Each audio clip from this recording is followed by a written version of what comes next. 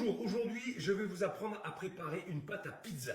Et oui, en France, il paraît qu'on est les plus gros consommateurs de pizza. Alors avant de commencer, lavez-vous les mains et puis surtout n'oubliez pas de vous abonner, hein, d'accord? Ça vous permettra de ne louper aucune de mes prochaines vidéos et d'apprendre toutes mes recettes, ok?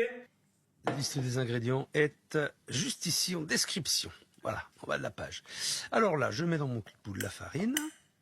Alors, si vous n'avez pas de batteur, vous pouvez utiliser un cul de poule et faire votre pâte à pizza à la main.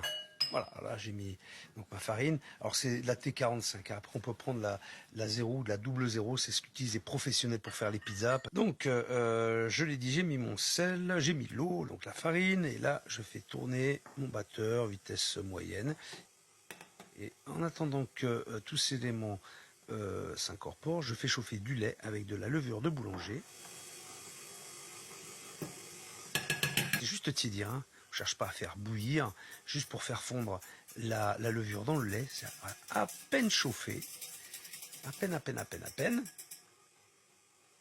Et ensuite, je mets ce mélange dans la farine et le temps que ça finisse d'incorporer, voilà. Ce qui va. Là, je rajoute de l'huile d'olive.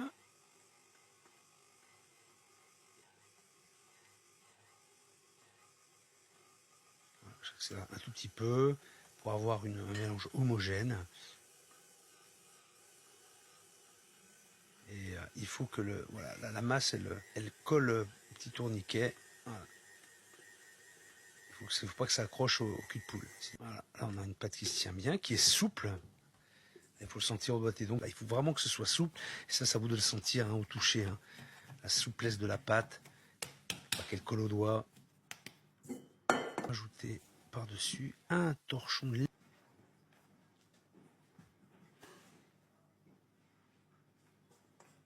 La pâte est prête. Vous pouvez bien évidemment la faire à la main si vous n'avez pas de batteur. C'est un petit peu plus long, un petit peu plus difficile, mais bon, voilà. On n'a rien sans rien.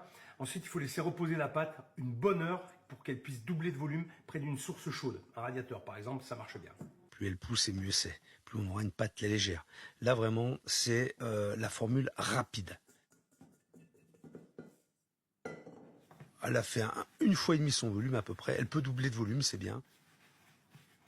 Et voilà, et bien maintenant vous savez faire une pâte à pizza. Il ne vous reste plus qu'à la partager en deux, à l'étaler en rond, avec les mains, avec un rouleau, un peu de farine bien sûr, et réaliser une bonne pizza avec plein de fromage, parce que moi c'est comme ça que je l'aime. Bon, allez, moi je vais me façonner une belle pizza avec plein de fromage dessus, des tomates, des champignons, j'ai même cassé un œuf dessus. Allez, ciao, à bientôt.